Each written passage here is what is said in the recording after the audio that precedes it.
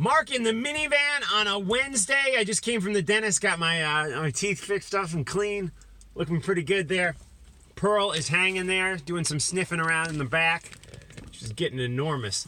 Anyways, I'm so excited because they have announced, finally, I was starting to doubt that this would ever happen, but finally, this summer, at the end of the summer, August 30th, Tool will release a new record. Now, some of the Talking Metal listeners know this. Others might not know this. Again, Talking Metal is my podcast. Please subscribe to it on iTunes and give it a 5-star review.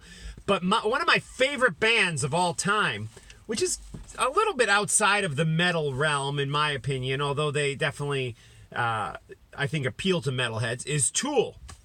And Tool is just, again, a band that means so much to me. One of the greatest shows, top 5 for sure, possibly top 3, was Tool at Roseland in 1996. I saw Tool there a couple of years before that, but it was that 96 show that really left. I walked out of there. I remember my clothes were drenched. I'd been in the pit, and it was, I pulled my shirt off. I walked home with no shirt on. I was living in the city at the time. That's back when you could do that type of stuff without getting arrested. But yeah, really, seriously, you take your shirt off nowadays in the city, we'll see what happens.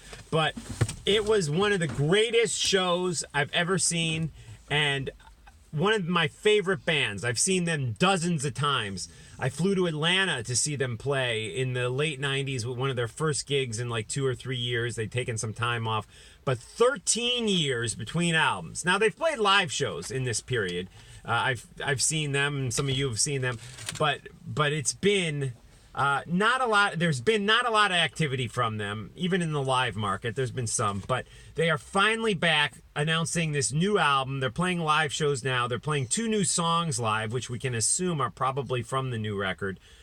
And the stakes are high, man. The stakes are high. It's like Chinese Democracy. I mean, this isn't as long as Chinese Democracy, but Pearl just rolled down the window on her own. But Chinese Democracy, man, the stakes were so high for it to be so good because it had taken so long, you know? And I think the same is true with this Tool record.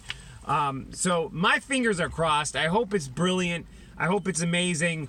Stylistically, where will it be? Are they going to go back to, maybe some slightly shorter songs, more early style, Undertow style? I kind of doubt it. We'll see, though, man, and I'm completely psyched.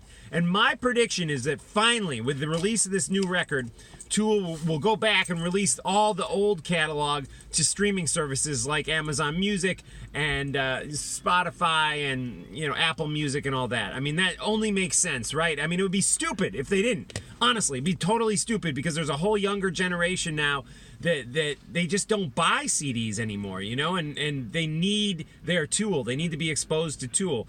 The other thing that I could play the other side of that and say that Tool was a band that, because they weren't on Spotify and streaming services, maybe it made them even more special and unique. There's this thing that things that are rarer sometimes are more valuable.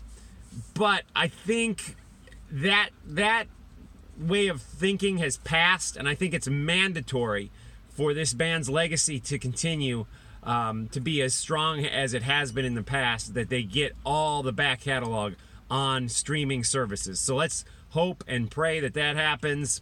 Well, I don't pray much because, I don't believe in that type of stuff. But anyways, take care, guys. We'll see you next time on Mark in the Minivan. Listen to the Talking Metal podcast.